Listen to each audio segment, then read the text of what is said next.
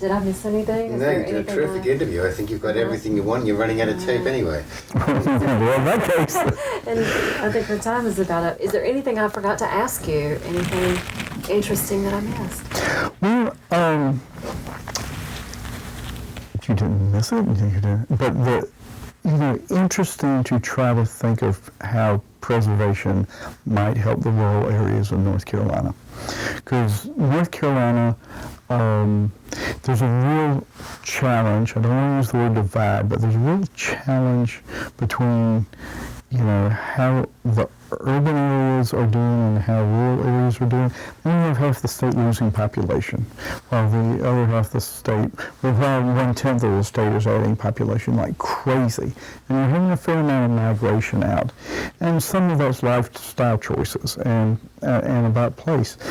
And to the extent we can use these older buildings as ways to attract people to stay in small towns, to stay in the rural areas, attract new investment, attracting potentially younger people. It's just kind of interesting how these older buildings can sometimes be a magnet for cool things to take place and some innovative thinking in places that you think are just so troubled. And it's such a pleasure to see those kinds of things happen.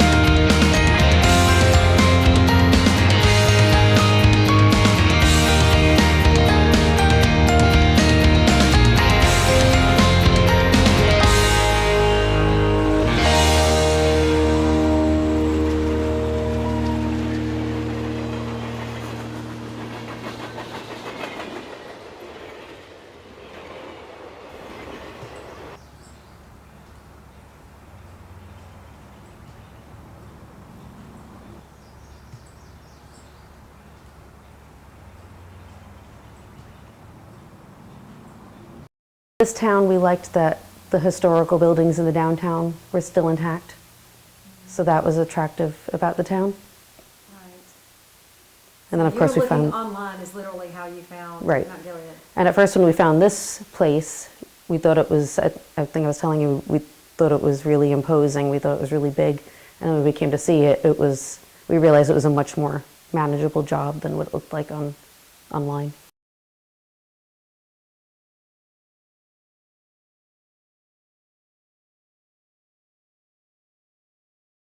Preservation North Carolina, we jokingly call ourselves the animal shelter for historic buildings.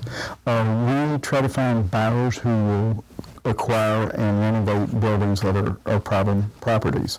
So we're sort of almost like an agent in a sense that we're trying to find important buildings, important places that need attention, need it now in a critical kind of way, and then get a site control on it and find a buyer to take them on.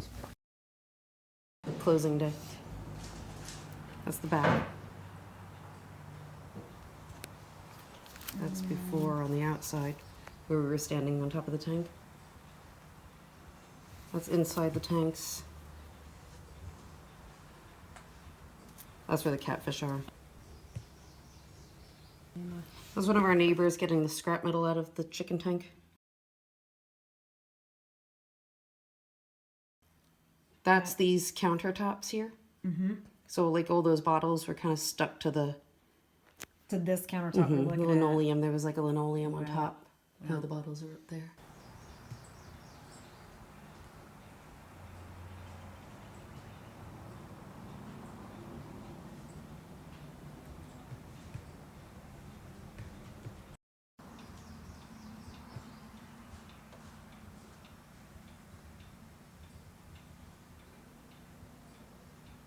Those are protected through So- preservation covenants. The place being abandoned for 35 years, kids were in and out and vandalizing the place, broke every single pane of glass in the place except those dials. When we sell properties, we sell them with protective covenants. And those covenants limit what you can do with the property. To common sense things, if you're talking about from preservation standpoint, you don't want it torn down, you don't want important things in the property to be taken out.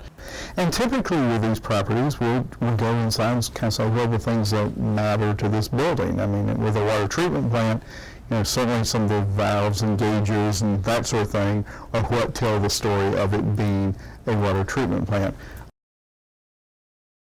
A lot of times people are able to get really creative and do interesting things. I always joke and say they've got to be optimists. They absolutely have got to be optimists. You're going in and looking at a place that's 9/10 of the folks are going to say, that's a dump. And then you're going, oh, this is beautiful. We love this. And, I can envision doing such and such over there. And, we've joked about, people saying, oh, this was going to look so good over there. It's kind of the wall is falling down over there. I'm so glad you had that vision. But you got to be optimistic. You got to be a little quirky.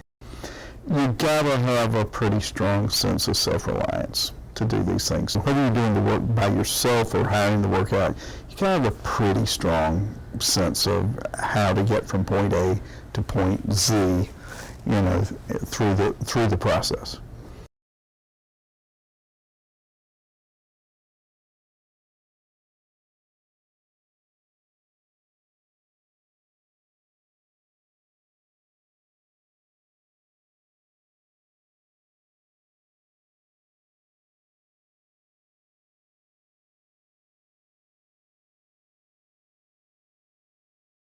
So if we ever go to sell the place, they would maintain that things like the dials are being preserved. Right, right. Which is good to know, because you don't want to put all this effort into it and then somebody come through and, terribly modernize it without thinking of its historic integrity. So how is that for you guys living here? I mean, you're kind of stewards of the place as well as the kind of Owners. owners. Well, I guess, aren't we all stewards of any place that we live? If you live someplace, you should be a stakeholder, to your home, to your property, to your town. That's why I like to teach in my own county, because I feel like I'm a stakeholder in my county. Makes sense.